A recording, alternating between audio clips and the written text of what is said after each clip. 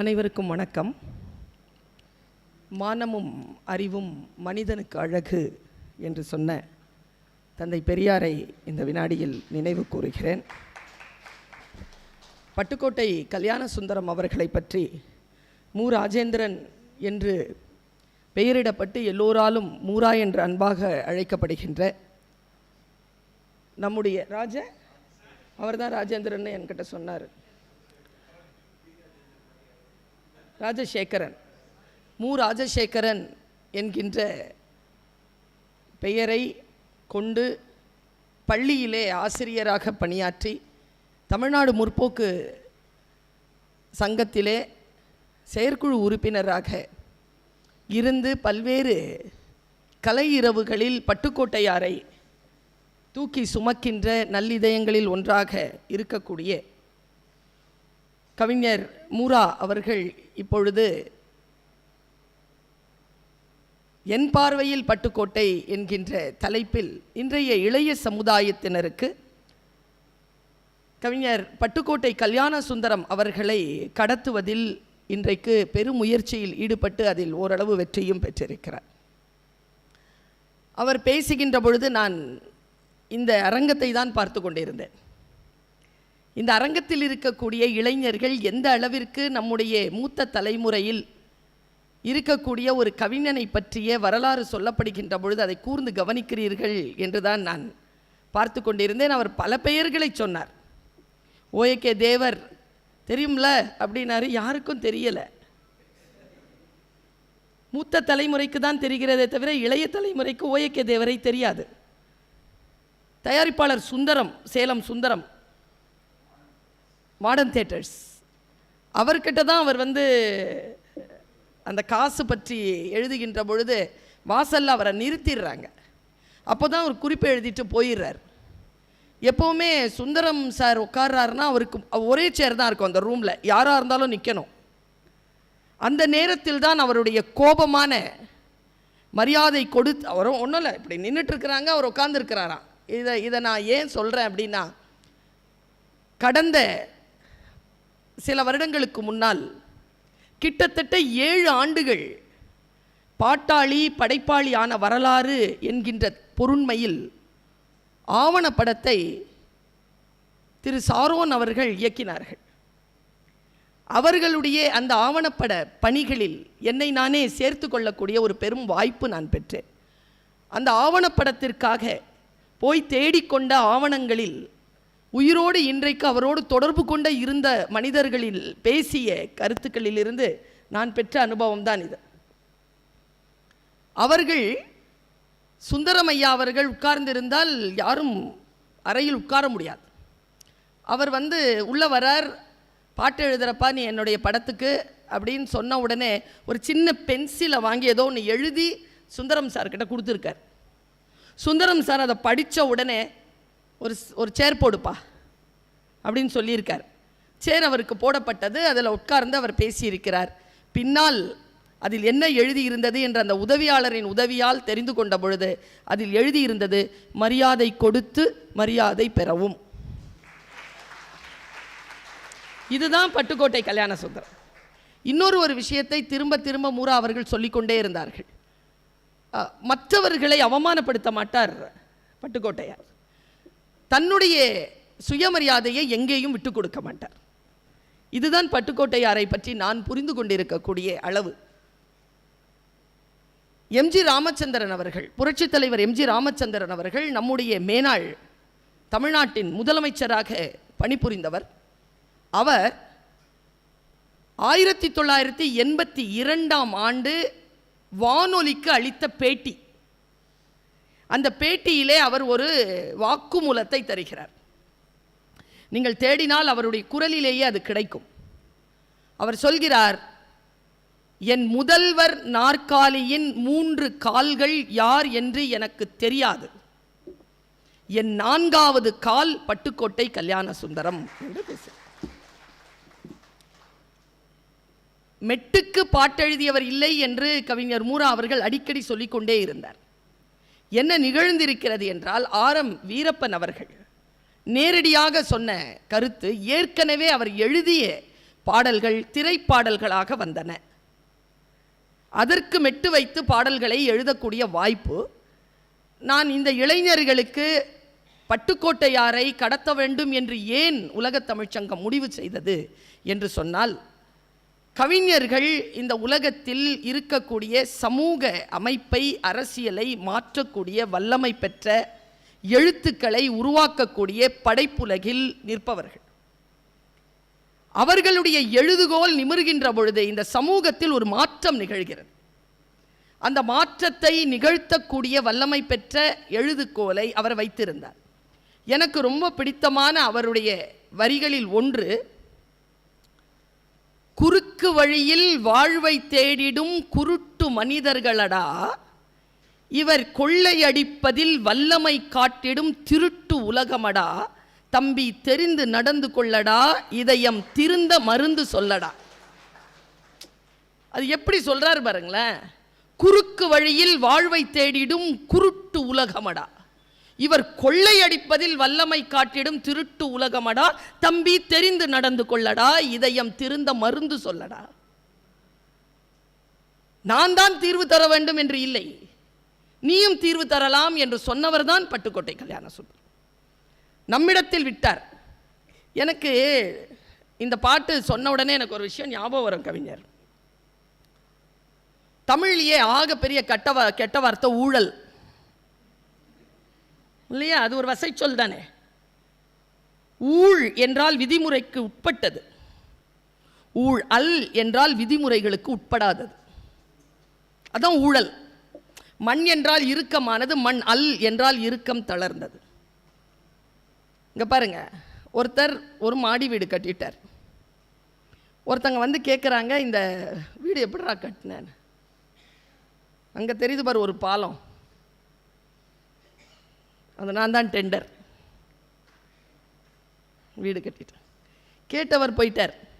அவர் கொஞ்சம் வருஷத்தில் ஒரு வீடு கட்டிட்டார். இவரை விட 2 மாடி அதிகம். மொட்டை மாடியில் வந்து அவர் கேட்குறாரு, எப்படிரா ஒரு வருஷத்தில் கட்டிட்டேன். அதான் அங்கே தெரியுதா பாலம்? இல்லையே, அதான் இந்த வீடு. குறுக்கு வழியில் வாழ்வை தேடிடும் குருட்டு மனிதரடா, இவர் கொள்ளையடிப்பதில் வல்லமை காட்டிடும் திருட்டு உலகமடா, தம்பி தெரிந்து நடந்து கொள்ளடா, இதயம் திருந்த மருந்து சொல்லடா. பட்டுக்கோட்டையினுடைய பாடல்கள் எல்லாம், அது காதலாக இருந்தாலும் சரி, அது சமூக உணர்வான பாடல்களாக இருந்தாலும் சரி, அவர் ஒரு பேசிக்கலான்னு பார்த்தா அவர் ஒரு பொது உடைமைவாதி. அதில் கருத்து மாற்றமே இல்லை. அவர் எங்கே நடந்தாலும் அந்த இடத்துல அவர் உங்ககிட்ட நான் அவரை பற்றி அண்ணன் அவர்கள், மூரா அவர்கள் பேசுகின்ற பொழுது எவ்வளவு முடியுமோ அவ்வளவு வரலாற்று செய்திகளை உங்களுக்கு கடத்தினார்கள். எனக்கு உங்களிடத்தில் பட்டுக்கோட்டையாரை தெரிந்து கொள்ள வேண்டிய ஒரு விஷயம் என்னன்னு கேட்டிங்கன்னா, அவருடைய சுய உணர்வுள்ள சுய முயற்சியுடன் அவர் நடந்து அவர் வெற்றி பெற்ற வரலாறு. அவர் 26வது வயதில் தான் கவிதை எழுத தொடங்குகிறார். அதாவது சினிமாவுக்கு வரார். அவர் 15 வயசுல கவிதை எழுதுறார். 26 வயசுல தான் சினிமாவுக்கு வரார். 29 வயசுல இல்லை, 3 வருஷம்தான், ஜஸ்ட் 3 இயர்ஸ். ஒரு முதலமைச்சரை உருவாக்கிட்டு போயிட்டார் பாருங்க. 3 வருஷம்தான். ஒன்றும் இல்லை, அவருக்கு மூக்கில் வந்து ஒரு சைனஸ் ப்ராப்ளம். அதுக்கு ஆப்ரேஷன் பண்ணும் பொழுது சரியா பண்ணலை. அதில் வந்து ரத்தம் போக போக அவருக்கு யாரும் கூட்டிகிட்டு போகலை, எங்கேயுமே ஹாஸ்பிட்டல் கூட்டிகிட்டு போகலை. கடைசியாக அவர் சாயும் பொழுது சொன்ன வார்த்தை வந்து, எம்ஜிஆர் சார்கிட்ட சொல்லுங்க அப்படின்னு சொல்லிட்டு விழுந்துட்டார் கீழே. சுப்பிரமணியம் என்ற டாக்டர் தான் அப்புறமா பார்க்குறாரு, முடியல. அக்டோபர் 8ஆம் தேதி அவருடைய உயிர் பிரிகிறது. அவர் பிறந்தது ஏப்ரல் 13. அவர் வாழ்ந்தது 29 ஆண்டுகள் மட்டும்தான். ஒரு மனிதன் இவ்வளவு குறைவான வாழ்க்கையில் வாழ்ந்துவிட்டு இவ்வளவு பிரம்மாண்டமான எழுத்துக்களை தந்துவிட்டு போய்விட முடியும் என்றால் முடியும் என்பதற்கு சாட்சிதான் பட்டுக்கோட்டை கல்யாணசுந்தரம். நான் அது பட்டுக்கோட்டையார் என்று மட்டும் நான் அவரை சொல்ல மாட்டேன். ஏனென்றால் அவருடைய பெயரை இந்த சமூகம் புரிந்து கொள்ள வேண்டும் என்பதற்காகத்தான் பட்டுக்கோட்டை கல்யாண சுந்தரம், பட்டுக்கோட்டை கல்யாண சுந்தரம் என்று நான் சொல்லிக்கொண்டே இருக்கிறேன். மக்கள் கவிஞராக வாழ்ந்தவர். அவர் வறுமையில் இருந்தவர். நான் குடியிருக்கக்கூடிய மிர்சாஹிப்பேட்டை வீட்டிலிருந்து ஒரு 150-200 அடி போனால் ஒரு 1/4 கிலோமீட்டர், 250 அடி இருக்கும், 1/4 கிலோமீட்டர் போனால் பொன்னுசாமி ஹோட்டல். அந்த பொன்னுசாமி ஹோட்டலுக்கு முன்னால் அவர் இருந்த வீட்டுக்கு பின்புறம் தான் ஒரு 25 ஆண்டுகள் என்னுடைய அலுவலகம் இருந்தது. அந்த இடத்துல ஒரு சின்ன ஒரு ரூம் தான். அதில் தான் ஓஏகே தேவர், இந்த ஓவியர் ராமச்சந்திரன் எல்லாரும் இருப்பார்களாம். அவர் ஒரு நாள் போய்கிட்டே இருந்திருக்கிறாரு. ஓஏகே தேவரை ராமச்சந்திரனும் கையில் பிடிச்சி நேராக பொன்னுசாமி ஹோட்டலுக்கு கூட்டிகிட்டு போய் 2 ரூபா சாப்பாடு சாப்பிட்ருக்காங்க. சாப்பிட்டுட்டு வீட்டுக்கு வந்திருக்காங்க. வீட்டுக்கு வந்துட்டு கதவை திறந்து பார்த்தா அவர் என்ன செய்வாராம், எடுத்து பென்சிலில் தான் எழுதுவார். அவர் பெண்ணில் எழுத மாட்டார், பென்சிலில் எழுதி எழுதி எழுதி எழுதி போட்டு வச்சுருப்பாராங்க. குவியலாக கிடக்குமா. பேப்பர் இருந்தால் எடுத்து எழுதிடுவாராம், எழுதி போட்டுருவாராம். Born poet போட்டுருவார். உள்ளே பார்த்தா ரூம் காலியாக இருக்குதான், ஒரு பேப்பர் இல்லை. எங்கடா என் பேப்பருங்கெல்லாம் அப்படின்னு கேட்டிருக்கிறார். என் காகிதம் எல்லாம் எங்கடான்னு கேட்டான். எங்கேயா நீ தான் பாட்டி எழுதி எழுதி தள்ளுற, ஒரு பையன் வாங்க மாட்டேங்கிறான். இந்த பேப்பர் கடைக்காரன் வந்தான், எல்லாத்தையும் தூக்கி போட்டோம். அதில் வந்த காசில் தான் நானும் நீயும் இப்போ சாப்பிட்டது. ஓஏகே தேவர் சொல்லியிருக்காருங்க. என் மனசு பதறிடுச்சுங்க. ஒரு பேச்சுக்காக நாம் தயாரிக்கிற ஒரு நோட்ஸ் கூட காணாமல் போயிடுச்சுன்னா உள்ளங்கால் நடுங்கிருதுங்க. ஒரு கட்டுரை எழுதுகிறோம், காணாமல் போயிடுச்சுன்னா என்னங்க மறுபடியும் ரீஒர்க் பண்ணுறது ரொம்ப கஷ்டங்க. அந்த ஆள் சொன்ன வார்த்தை என்ன தெரியுமா? அதை சொல்லும்பொழுது ராமச்சந்திரன் அழுதார். இன்றைக்கு அவர் உயிரோடு இல்லை. அவர் அழுது கொண்டே சொன்னார், சரி பரவாயில்லடா, வசதி வந்தால் பேப்பர் வாங்கி எழுதிக்கலாம். என்ன ஒரு கான்ஃபிடன்ஸுங்க, என்ன ஒரு தன்னம்பிக்கை. இதுதான் பட்டுக்கோட்டையார். குழந்தைகள் பட்டுக்கோட்டையாரை எப்படி உள்வாங்க வேண்டும் என்றால் சுயமரியாதையோடும் சுயம்புவாக வளர்ந்து ஆளாகி யார் முன்னாலும் 6 அடியாங்க அவர், 6 அடியான். அப்போதான் அந்த வார்த்தை சொல்லியிருக்காரு. நீங்கள் சொன்னீங்க இல்லையா, குள்ளநரி தப்பி வந்தா குட்டியாடு தப்பி வந்தா குள்ளநரிக்கு சொந்தம், குள்ளநரி தப்பி வந்தா குறவனுக்கு சொந்தம்னு விட்டுட்டார். பாட்டை முழுசா முடிக்கல மூரா. தட்டுக்கெட்ட மனிதர் கண்ணில் பட்டதெல்லாம் சொந்தம், சட்டப்படி பார்த்தா 8 அடி தான் சொந்தம், உனக்கு எது சொந்தம் எனக்கு எது சொந்தம்னு பாடியிருக்கார். எம்எஸ்வி கூப்பிட்டு சொன்னார், எல்லாருக்கும் 6 அடி தானடா, உனக்கு என்னடா 8 அடி. அப்போ இது எம்எஸ்வியே சொன்னது. அப்போ அவர் சொன்னாராம், நீங்கள்லாம் 4 அடி, உங்களுக்கு 6 அடி போதும், நான் 6 அடி, எனக்கு 8 அடி வேணும்னு சொன்னாராம். ஒரு துண்டை மாட்டிக்கிட்டு இப்படி பேசிக்கிட்டு இருப்பாரா, ஜிப்பா போட்டு வேஷ்டி கட்டியிருப்பாராம். என்ன சொல்றது அந்த மனிதனை? ஆனால் என்னன்னு சொல்லிட்டு கடைசியாக அந்த ராமச்சந்திரன் முடித்தார் என்றால், எனக்கு வயசாயிடுச்சு, எனக்கு 70 வயசு ஆயிடுச்சு. நான் 6 வயசில் இருக்கும் பொழுது அவருக்கு 21 வயசு. அவரோடையே சுத்தின நான். எனக்கு வயசாயிடுச்சு, அண்ணனுக்கு இன்னும் வயசாகலை, அவர் அப்படியே இருக்கார். அவர் 29 வயசில் போயிட்டார்ல, அவர் வயசாக நான் எப்படி இருக்கோன்னு யாருக்குமே தெரியாது. இளமையாகவே இருக்கிறார் என்று சொல்லி அழுதார் ராமச்சந்திரன், ஓவியர் ராமச்சந்திரன்.